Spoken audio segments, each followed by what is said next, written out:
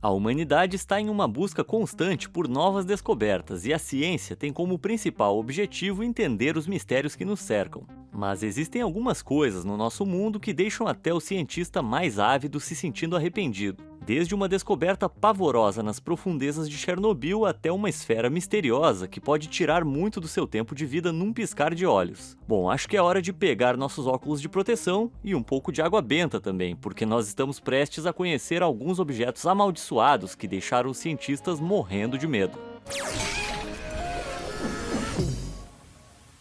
O núcleo do diabo.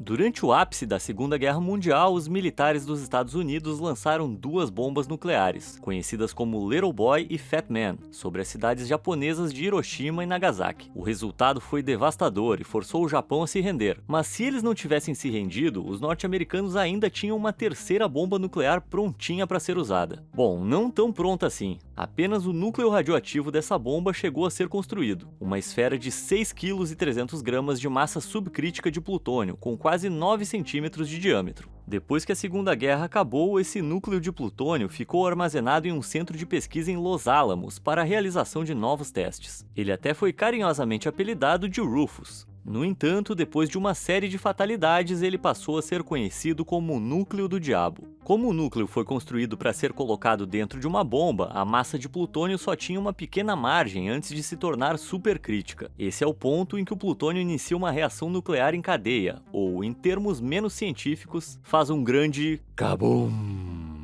Os cientistas testavam o quanto a massa estava próxima de passar para o estado supercrítico, cobrindo o núcleo de plutônio com uma cúpula de berílio chamada de temper, ou refletor de nêutrons para isso. O temper refletia os nêutrons emitidos pelo elemento radioativo e os disparava de volta sobre o núcleo, fazendo com que ainda mais partículas se desprendessem dos isótopos de plutônio, como um grande ping-pong nuclear. Isso resultava em uma reação nuclear em cadeia de curta duração, que era utilizada como fonte de dados pelos cientistas. Os procedimentos de segurança exigiam que espaçadores fossem inseridos entre o refletor e o núcleo, só que isso deixava todo o processo muito lento. No entanto, se o temper e a massa de plutônio entrassem em contato direto, o material iria entrar em estado supercrítico. Isso faria com que todo o centro de pesquisa de Los Alamos se transformasse em uma grande mancha preta no chão. No entanto, um cientista irresponsável chamado Louis Slotin decidiu usar um método mais rápido e muito mais arriscado. Ele removeu os espaçadores e, no lugar, ele usou sua boa e velha chave de fenda como uma cunha entre o refletor e o núcleo. Por mais que Louis estivesse ciente do quanto aquilo era estupidamente perigoso, ele até chegou a apelidar o seu método de fazer cócegas em um dragão. Cara, tudo bem assumir alguns riscos em nome da ciência, mas é preciso ter nervos de aço para brincar com um núcleo de plutônio concentrado. Embora Louis estivesse confiante em usar esse método, talvez ele tenha sido um pouco arrogante, porque ele acabou cometendo um erro mortal. Em 21 de maio de 1946, Louis estava demonstrando seu método da chave de fenda para vários outros cientistas, quando, de repente, a ferramenta escorregou.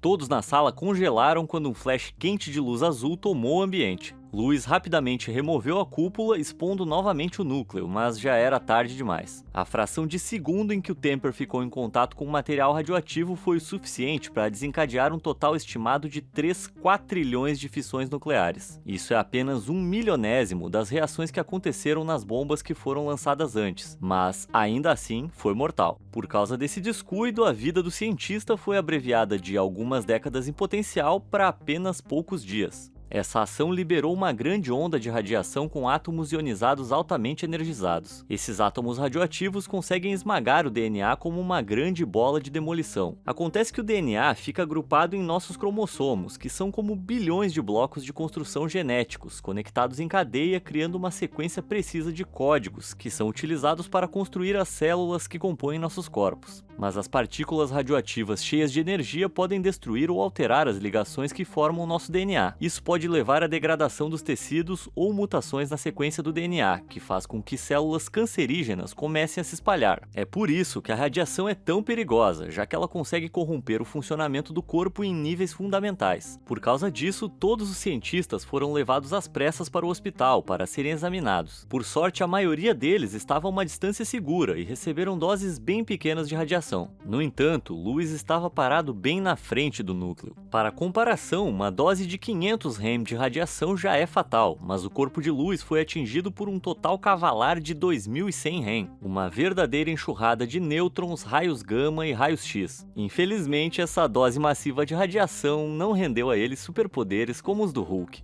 Em vez disso, o corpo de Lewis começou a se despedaçar. A mão que estava mais próxima ao núcleo ficou azul e bolhas imensas surgiram. A contagem de células brancas do sangue despencou e todo o sistema imunológico do cientista foi aniquilado pela radiação. Lewis entrou em coma e apenas 9 dias depois do incidente ele faleceu. Embora a morte de Lewis tenha sido trágica, já havia um prenúncio assombroso de que ela poderia acontecer. Apenas 9 meses antes, um de seus colegas de trabalho, o Dr. Harry Daghlian Jr., estava realizando experimentos com blocos de carboneto de tungstênio no núcleo de plutônio. Harry derrubou um dos blocos e o núcleo entrou em estado crítico por um breve momento antes de ele ser rapidamente removido. Um mês mais tarde, Harry também morreu com doenças causadas pela radiação aguda. Os experimentos com o núcleo do diabo foram proibidos depois de ele ter ceifado 2 vidas. Os registros de Los Alamos indicam que o núcleo foi derretido e remodelado para criar uma nova arma em meados de 1964. Por sorte, esse experimento amaldiçoado foi abandonado antes que mais tragédias acontecessem.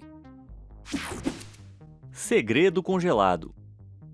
Sempre que a gente ouve falar sobre a Rússia, ela é retratada como sendo um território ríspido, frio e completamente congelado. Isso porque mais de 65% da massa da terra da Rússia está coberta por permafrost. Para quem não é cientista, esse nome se refere a uma área onde o solo está congelado de maneira permanente, sem nunca derreter. E ele é mantido nesse congelamento profundo em regiões onde o clima está sempre abaixo dos 0 graus. No entanto, as temperaturas começaram a ter picos devido às mudanças climáticas, e a paisagem gelada da Rússia está começando a descongelar. E agora, coisas estranhas que estavam perdidas há muito tempo sob o gelo estão lentamente começando a ressurgir.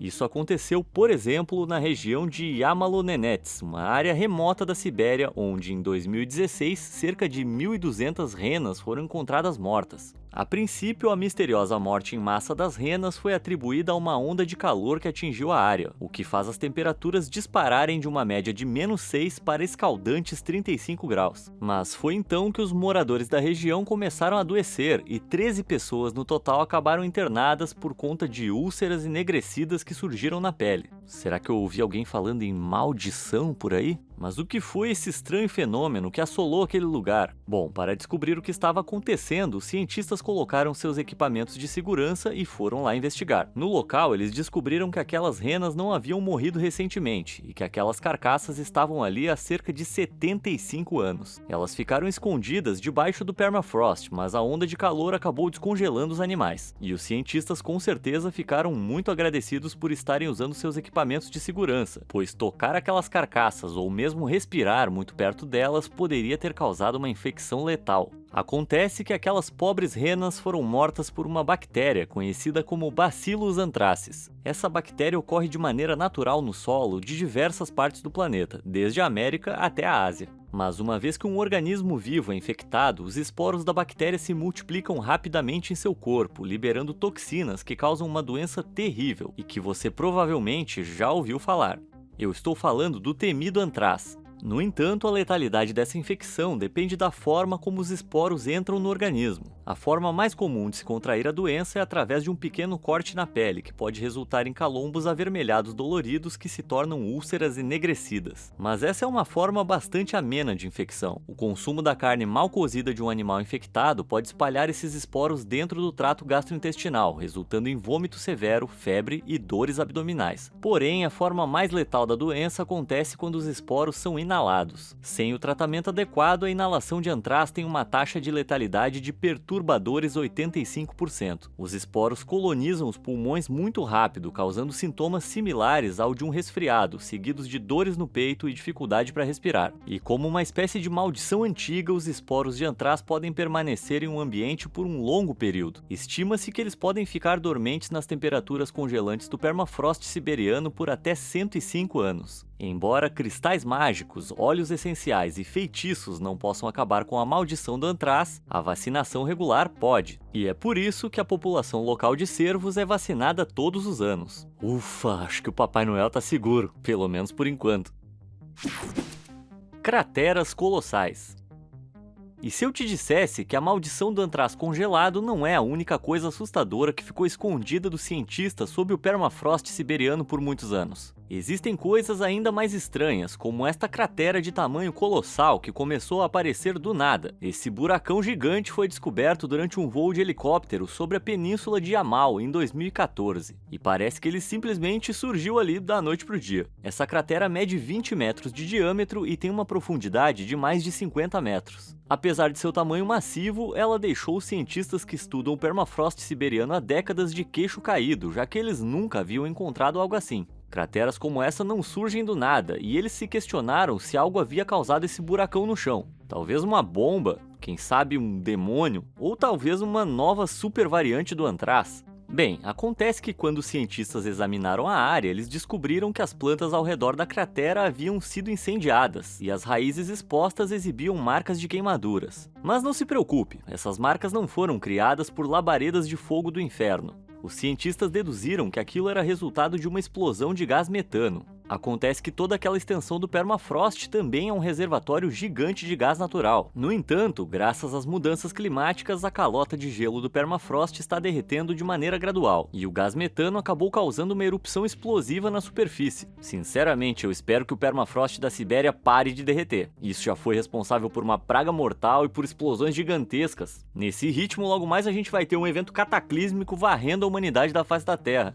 Antes de a gente continuar, eu quero fazer uma pergunta. Entre o núcleo do diabo, o antraz congelado e a cratera infernal, qual deles te deixou com mais medo? Conta pra mim nos comentários abaixo. E aproveite para deixar o seu like e se inscrever no canal. Tudo feito? Maravilha! Prontos para encarar o nosso próximo objeto amaldiçoado? O diabo mora nos detalhes.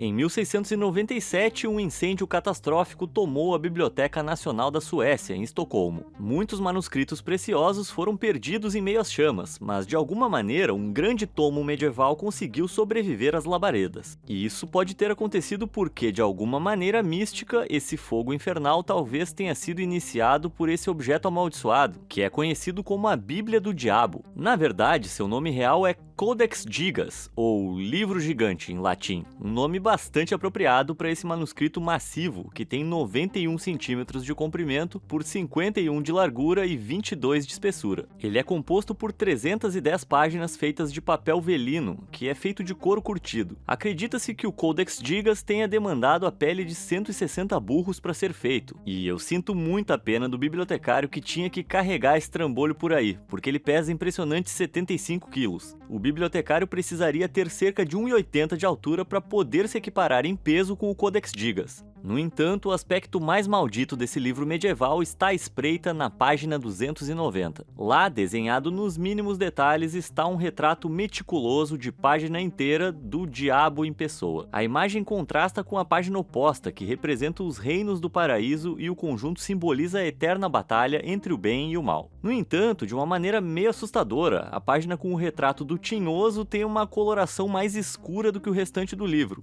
Isso acontece porque o papel velino reage quando exposto à luz ultravioleta e acaba ficando bronzeado. Uma página mais escura implica que ela foi exposta à luz com mais frequência. Então, por mais de 300 anos, as pessoas têm procurado pela imagem do diabo mais do que qualquer outra página do livro. Isso que eu chamo de curiosidade mórbida. Acredita-se que esse livro tenha sido criado por apenas um escriba, chamado Hermann o Recluso. Segundo a lenda, ele era um monge que foi condenado a ser sepultado vivo dentro das paredes do monastério. Mas, em troca de sua vida, Hermann prometeu ao seu abade que ele escreveria um livro contendo todo o conhecimento da humanidade. Tudo em apenas uma noite. Uma missão impossível. Os cientistas calculam que, para escrever a quantidade de palavras contida no Codex, um único homem demoraria 5 anos para concluir o trabalho, trabalhando 6 horas por dia, 6 dias por semana. E isso sem considerar o calendário estrito de atividades de um monge, que conta com longas horas de orações diárias, tarefas obrigatórias e refeições. Isso quer dizer que seria impossível para um monge completar a escrita do livro em menos de 20 anos. No entanto, por todo o decorrer do manuscrito, a caligrafia se mantém incrivelmente consistente. As curvas e os traços da caligrafia variam naturalmente com o avanço da idade, as mudanças de humor e o surgimento de doenças. Imagine se você começasse a escrever hoje e continuasse com essa atividade por 20 anos. A sua caligrafia com certeza estaria irreconhecível entre o começo e o fim, assim como a sua mão. Apesar disso ser um fato científico, por toda a extensão do Livro do Diabo, a caligrafia de Herman permanece assustadoramente a mesma, como se ele tivesse realmente escrito tudo em uma única noite. A lenda diz que o monge vendeu sua alma para o diabo em troca de completar o Codex Gigas. Embora nenhuma explicação viável para isso tenha sido encontrada pelos cientistas até hoje, de uma coisa eu tenho certeza: eu vou manter as minhas mãos bem longe de qualquer coisa que me faça ter que lidar com um cramunhão em pessoa. A caixa de D-Book. Para o rapper Post Malone, o ano de 2018 foi absolutamente terrível. Em agosto, seu jato particular teve que fazer um pouso de emergência logo após decolar. Poucos dias depois, sua antiga casa foi invadida por ladrões armados. E apenas uma semana mais tarde, o astro se envolveu em um acidente de carro. Alguns chamariam isso de onda de azar, mas outros afirmam que isso é, na verdade, uma maldição.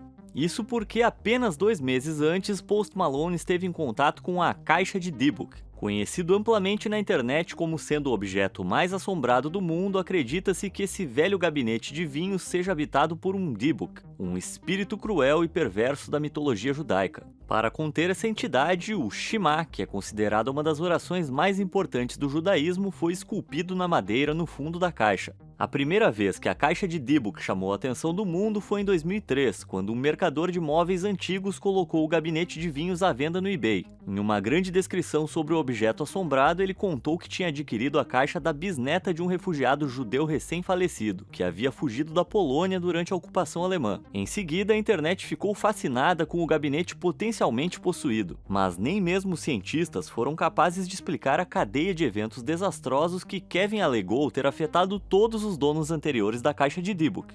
Só que precisamos falar sobre o Kevin. Veja bem, acontece que Kevin Menes tem um histórico no mercado de marketing e também uma paixão por escrever contos de ficção. Quando foi pressionado sobre o assunto em uma entrevista realizada em 2021, Kevin resolveu abrir o jogo e admitiu que a caixa de D-Book não passava de uma enganação. A lenda assustadora e a suposta assombração foram apenas o fruto de uma ficção de terror criada por Kevin. Então parece que esse é um objeto que já pode ser riscado da lista de coisas amaldiçoadas que atormentam os cientistas, porque ele não passa de uma farsa. Pois é, então parece que 2018 realmente foi apenas um ano bastante infeliz para o Post Malone.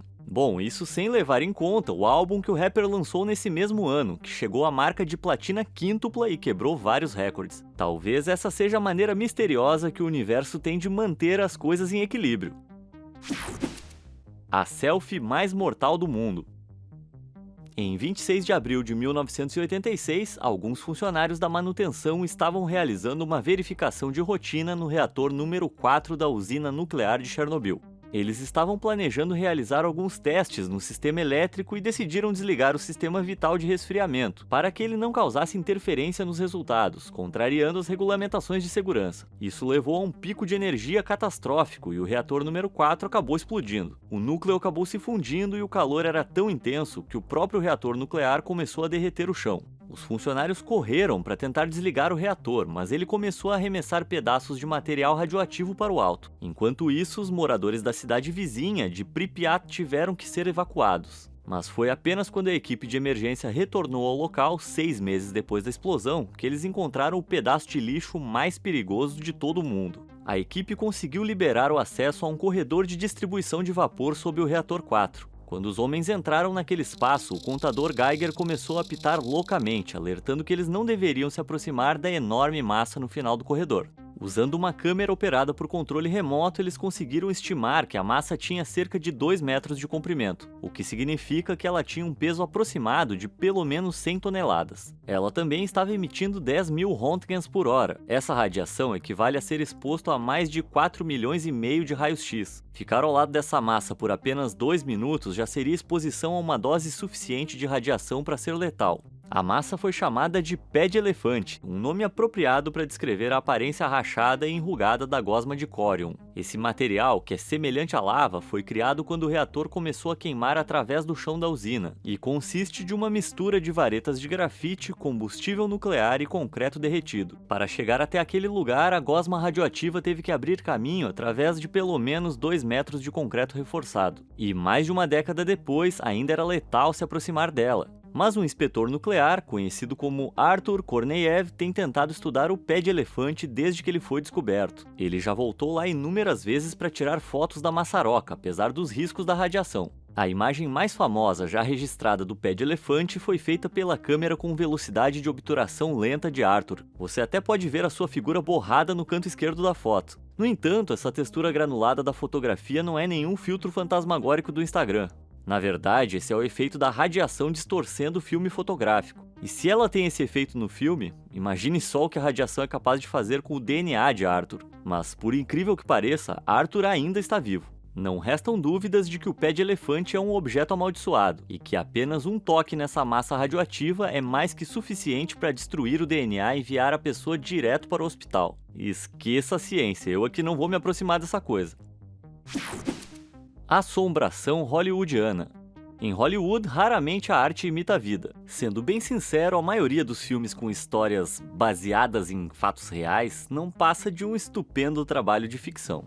No entanto, quando estamos falando da franquia Invocação do Mal, a história da vida real é muito mais assustadora do que os inúmeros sustos que você toma ao assistir aos filmes. Você pode até não acreditar, mas o longa de terror Annabelle é baseado na história de um brinquedo demoníaco de verdade. A boneca Raggedy Ann real foi dada de presente para uma jovem enfermeira chamada Donna em 1970. Porém, enquanto a boneca estava em sua casa, ela parecia se mover sozinha. O brinquedo era sempre encontrado em locais diferentes de onde ele havia sido deixado. Pouco tempo depois, há relatos de que o namorado de Donna apareceu com um conjunto de marcas vermelhas de garras em seu peito, que surgiram de maneira misteriosa durante a noite. Em seguida, os famosos demonologistas Elizabeth e Ed Warren foram consultados sobre o caso. O casal concluiu que a suposta habilidade da boneca de se teletransportar, além do que eles chamaram de marca da besta no peito do namorado de Donna, eram sinais claros de uma possessão demoníaca. Os Warren então trancaram a boneca dentro de um armário especial feito de vidro e recitaram diversas vezes a oração do Pai Nosso para conter o demônio.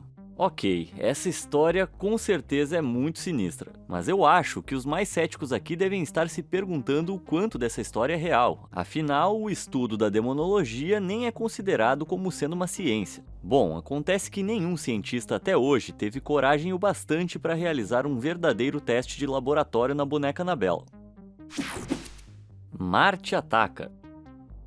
Você está vendo esse frasquinho aqui? Sabe o que tem dentro dele? Há cerca de 4 anos atrás se espalhou pela internet um rumor de que essa era uma substância que os cientistas temiam mais do que qualquer outra. Segundo consta, entrar em contato com uma quantidade tão ínfima quanto 0,02 grama dessa coisa seria o suficiente para causar a morte instantânea. Mas o que é essa substância supermortal que fica guardada em um frasco selado e confinado dentro de um cubo de plástico lacrado a vácuo? Será um gás venenoso? Um superácido? Ou o molho de pimenta mais ardido do mundo? Bom, na verdade, o frasco contém 0,02 grama do meteorito Zagami, um minúsculo fragmento do maior meteorito marciano que já atingiu a superfície terrestre. E quanto aos rumores sobre esta ser a substância mais mortal do planeta? Bom, isso não passa de mais uma mentira criada na internet. Não há nada mortal em relação a esse meteorito, a menos que ele atinja a sua cabeça durante a sua descida do espaço sideral a vertiginosos 71 metros por segundo. Mas se um meteorito não estiver prestes a te transformar em uma panqueca humana, ele é mais inofensivo em termos de radiação do que qualquer pedra típica do planeta Terra. Então, finalmente parece que temos um objeto que os cientistas podem manejar com tranquilidade. Mas se você quiser ver algumas substâncias que são super mortais pra valer mesmo em quantidades inferiores a 0,02 grama, então dê uma olhada no meu vídeo sobre esse assunto. Nele, com certeza, você vai encontrar algumas coisas pra lá de apavorantes. Picolé de múmia. Nem todas as múmias amaldiçoam tumbas. Pelo menos uma delas pode ser encontrada nos Alpes de Venost, na fronteira da Itália com a Áustria. Eu apresento a vocês Ötzi, o Homem de Gelo. Há mais de 5.300 anos, esse homem pré-histórico teve o seu corpo congelado nos Alpes, o que impediu a decomposição. Em seguida, uma nevasca enterrou seu corpo por mais de 5 milênios. No entanto, o ano de 1991 teve um verão excepcionalmente quente, o que causou o derretimento do gelo e a exposição dos restos de Ötzi, que foi encontrado por um casal de alpinistas que passava pela área. Só que não demorou muito para que eles concluíssem que teria sido melhor ter deixado Ötzi dormindo em seu sepulcro congelado. já que, pouco depois da descoberta, parece que uma maldição atingiu todos aqueles que tentaram descobrir alguma coisa a seu respeito. Primeiro, aconteceu a morte súbita de Rainer Han, o líder do time forense que estava examinando Otzi e que tinha transportado o cadáver com suas próprias mãos para colocá-lo dentro de um saco mortuário. No ano seguinte, Han sofreu um ferimento letal em um acidente de carro, enquanto ele estava a caminho de uma palestra sobre Otzi. A princípio, ninguém pensou muito sobre o assunto. Mas então, o guia de alpinismo chamado Kurt Fritz, que levou o Dr. Han até os restos congelados da múmia, também faleceu, nesse caso devido a uma avalanche. Pouco depois, Helmut Simon, um dos alpinistas que tinha originalmente encontrado Otzi, sofreu uma queda durante uma nevasca em 2004 e não resistiu. Mas ainda fica mais arrepiante. O jornalista que filmou a remoção de Otzi da montanha, Rainer Hosel, faleceu em decorrência de um tumor cerebral poucos meses depois de publicar um documentário sobre o Homem de Gelo. E a contagem de corpos está ficando cada vez maior, mas não pense que ela para por aí. Em 2005, o arqueólogo Conrad Spindler, que foi o primeiro a inspecionar os restos mortais de Otzi, morreu devido a complicações médicas. E, finalmente, a maldição de Otzi fez sua última vítima. O Dr. Tom Loy estava prestes a terminar seu livro resumindo suas descobertas a respeito de Otzi quando foi encontrado sem vida em seu apartamento. Parece que toda vez que alguém descobre alguma coisa a respeito da múmia de gelo, a sua praga recai sobre a pessoa. No entanto, é sempre fácil encontrar padrões quando se está procurando por eles. Muitos outros jornalistas e arqueólogos tiveram contato com os restos de Otzi, e eles ainda estão por aí para contar essa história. Agora, os restos de Otzi estão descansando em uma sala refrigerada no Museu de Arqueologia do Tirol do Sul, na cidade italiana de Bolzano. E desde então, a maldição nunca mais fez novas vítimas. Talvez seja apenas porque o nosso amiguinho Otzi está feliz em voltar a dormir em um quarto geladinho. Ufa, parece que nós conseguimos passar ilesos pelos objetos amaldiçoados do vídeo de hoje. Que sorte! Mas antes de ir, conta pra mim nos comentários abaixo qual desses objetos fez você ficar mais apavorado. E você conhece algum objeto amaldiçoado que poderia ter entrado nessa lista? Como sempre, obrigado por assistir e até a próxima!